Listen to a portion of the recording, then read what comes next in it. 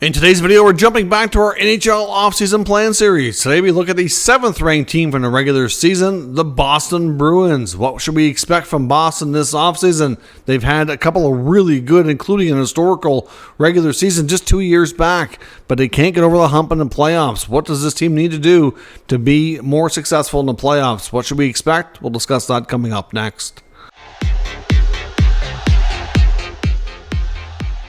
So welcome back to another video here at Top Shelf Hockey. As I mentioned, today we're looking at the Boston Bruins and examining their offseason plan and what we should expect from them. Before we do that, though, of course, I'm just going to quickly explain the breakdown of these videos.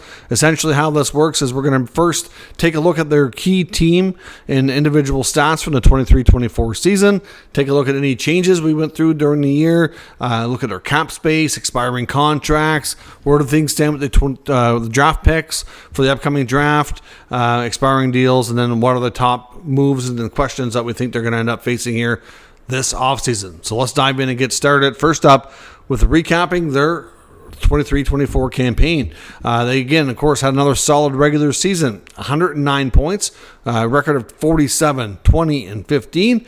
They had a first-round matchup, again, with the Toronto Maple Leafs after a lot of battles over the years. They ran into them one more time and won again, of course. The Leafs and Bruins have put on some real entertaining series, and Boston always seems to come out on top of those, but they did lose for the second straight year to the Florida Panthers, who, of course, currently in the Stanley Cup final as I record this video. Of course, the Panthers went on to win that series 4-2. Looking at some key metrics here for the Bruins as a team, they scored 263 goals, which is 14th best, and they gave up 221, which was 5th best. Clearly, the backbone of this team is the way to defend, and especially between the pipes with Swayman and Allmark. The goals for, though, pretty good, respectable, but not, usually to be a cup contender, you're typically looking to be in the top 5, top 10. Power play, again, respectable, hovering around league average, 22.2% for 14th best. The penalty kill, again, really good, 82.5% for 7th best. So Jim Montgomery for the second straight year had, great goaltending, really good defensive metrics. Offensively speaking, they were, they were good this year, but they could be a little bit better if they're going to be a Stanley Cup contender. But considering what they lost from the team and how different they look this year, I think they certainly exceeded my expectations and were kind of surprised just how strong they were. Looking individually, their top performances include David Pastrnak leading the way with it's a huge gap between him and the next highest score, which is Brad Marchand. Pastrnak had 110 points. Marchand had 67. Now, Marchand did miss some games, of course, started the year with a shoulder recovery, but at the same time, still a huge gap there. Charlie Coyle was third with 60 points. Pavel Zacha, 59. And Charlie McAvoy, 47. So clearly at this point, Coyle and Zacha stepped up big time to replace Krejci and Bergeron. They did a really solid job, but at the same time, they're not at that level. They filled in and did a good job. I think there's ways for the Bruins to upgrade that, though. So we'll see what they do. We'll talk about that a little bit further here in a moment. As far as in-season changes go, they did make some additions at the trade deadline, adding some size and muscle in Pat Maroon and Andrew Peeke, who came over from the Columbus Blue Jackets. They only gave up a 3rd and a 6th-round pick to make that happen. Goaltending this year, again, led the way, the backbone of the team. Swayman had a record of 25, 10, and 6, a 2.53 goals against, and a 916 save percentage. And Linus Allmark, 22, 10, and 7 with a 257 and a 915 save percentage. So very comparable. Swayman did get the ball to run with it in the playoffs and was certainly needing a new contract, which we'll discuss here, and appears to be taking the reins full time, and Allmark's time in Boston likely coming to a close here. Looking at their salary cap space, as we stand right now, they have $21 million in space, and they have 17 NHL contracts on the books right now. Of course, your maximum roster is 23, so you're looking at about 4 or 5 signings there.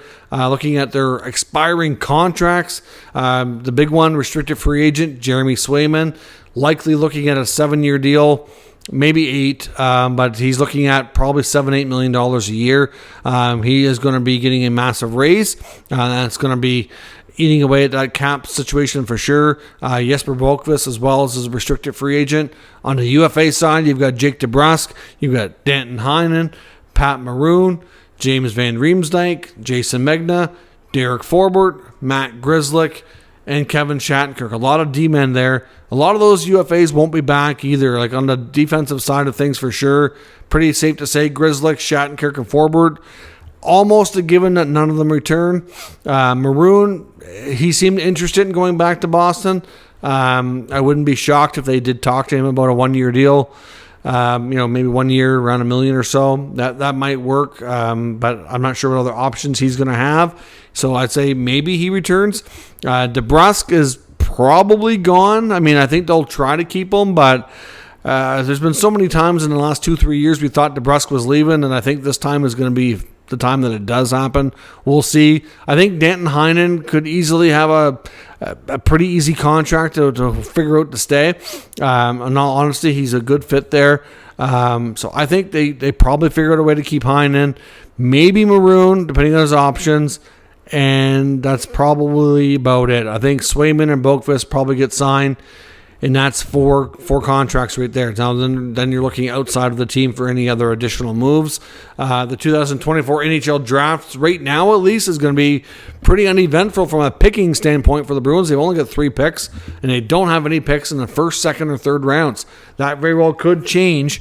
Obviously, the draft is the time that we expect to see some activity, and it could result in them maybe getting a pick back to get into the first or second round as well. The top questions facing this franchise this offseason is going to be some big ones. For one, can they add to their center depth? That seems to be a major priority for Don Sweeney. Coyle and Zacha did a pretty solid job considering what their expectations were and obviously the big shoes that they had to fill in for. But at the end of the day, I think they can get stronger. And if Charlie Coyle can be your 3C and Zacha can either be your 2 or play on the wing, then I think overall they will be a much deeper, stronger, better team for it. There's been a lot of consideration on the rumor mill that they are going to be very much in play for the services of Elias Lindholm, who's not expected to return in Vancouver after being traded there earlier this season before the trade deadline. He's likely looking at a contract somewhere north of $7 million per year in a long-term contract. So again, that's going to be tricky for them to do. With $21 million in space, if they end up paying Swayman $7 or north of $7 million on a contract, that knocks it down to about 14. You've got a few other signings there. You could pay Lindholm 7.5, something along those lines. I don't know. I think it might take more than that, to be honest. Because I know there was talk to the Canucks to keep him were maybe willing to go to 7 times 7, and that wasn't going to be enough according to Vancouver media. So I don't know. But at the same time, I wonder if it might not only be just about money, but the fit and where he fits in their roster too.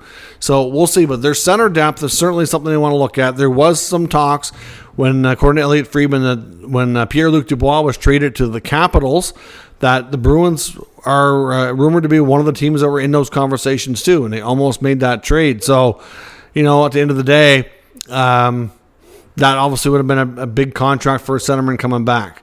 So clearly, I think it's fair to say that's their focus. Another option here, like I mentioned before in another video, was there's been a lot of talk about the, between Ottawa and Boston having some talks around Linus Ullmark.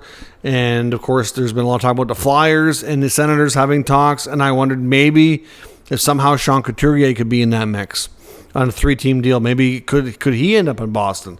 I don't see them going for Couturier and for Lindholm, but I mean, that's a lot of money between the two of them. I don't think they can afford both. But at the same time, like, something has to give. I do expect them to make a play for one of them, with Lindholm being the more reasonable one to expect, I think. But when it comes to the goalies, I think the goalie tandem and the goalie hugs that we see between Swayman and Ullmark, I think we've seen our last one. Word is that Ullmark is very much very likely to get traded. The talks with Ottawa have intensified. Belief is from 2 or 3 different sources that he would waive his no trade to go to Ottawa and would be willing to extend there as well. So we'll see if that gets worked out. Of course, I'm recording this video on Sunday, I think the 23rd of June. So, obviously there's... hopefully by the time this hits YouTube, that the trade could have even happened. There's been a lot of talks. Obviously, I'll update things if it does, but the goalie situation is definitely going to look different next year for sure. Swayman's getting a big contract. That's their biggest question and their biggest work of offseason is getting Swayman extended and then moving Allmark. There's no doubt about it. But what's the return for Allmark? It could be their own first-round pick, which was traded away and has bounced around a few times, ended up with the Senators now. So could they offer the Bruins their first-round pick back for Allmark? There's some talk about Jacob Chikrin maybe being involved in a deal. I'm not 100% sold that could be what it is, but we will see. I think they're more focused on improving the forwards and improving the center position than they are adding on the blue line. But that's my opinion. Jake DeBrusk, again, will he be back or will he be gone via free agency? I don't know that there's going to be enough money after they pay Swayman and after they add to the center position.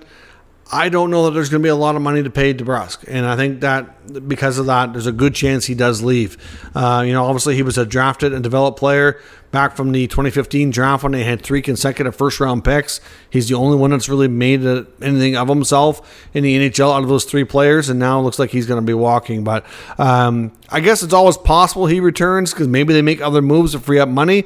But when you look at their roster, it's hard to imagine exactly what they could do to make that happen. So I just think that the likelihood of him returning are probably pretty slim. Like I said, Lindholm appears to be a bigger priority for them to try to target, and then we'll kind of see. But obviously bringing in Lindholm, moving to Allmark, signing Swayman, and then after that you're looking at some depth options. That to me is what your kind of main expectations are around the Bruins. Because after you do all that, like I said, you get $21 million in space. You sign Lindholm, let's say, and you pay Swayman, you're going to be down to probably $6-7 million. You have a couple of contracts in that $1.5 million range, and then you kind of leave a little bit for so you're not too tapped out. Will the Bruins have a difficult time remaining in the hunt next year? I don't know. I think they can be probably comparable to this year, but obviously with Swayman taking on a bigger workload, that's going to be the big test for Swayman. He's been really good now for a while, and I don't think there's any reason to think that will not continue, but he hasn't been able to been a guy that's had to play 60, 65 games. So, will they give him that big of a workload, and is there any chance that the bigger workload affects his results? That's a question that they have to ask themselves. I don't know that it would, but it's possible. Every goalie is a little bit different. So at the end of the day, I don't know. They said they could end up getting back into the first round with the Allmark deal. That's remotely possible as well. Or do they maybe trade Allmark, get the first round pick back, and maybe that pick itself gets flipped again for something else? Again, hard to say. But the Bruins do have some interesting questions that they have to face this offseason for sure. But it's all around the goalies, as the team has been for the last couple of years. They have been their backbone. So we will see what happens. Obviously, trading Allmark to Ottawa, if it happens, they're going to make somebody else in the division stronger. The Ottawa Senators are making a push to try to get in the playoffs. It'll be interesting. There is word that if they make that trade, they may take Anton Forsberg back, and he could be the backup to Swayman next year if that deal does end up taking place. So let me know what your thoughts are and your expectations for the Boston Bruins in the upcoming offseason to get ready for the 24-25 NHL campaign. Let me know your thoughts on that down in the comments. We'll talk further. A few more teams to go in this series and all the news and rumors around the entire NHL. It's going to be a very busy week, lots of content, so make sure you stay tuned and stick around. I'll catch you next time.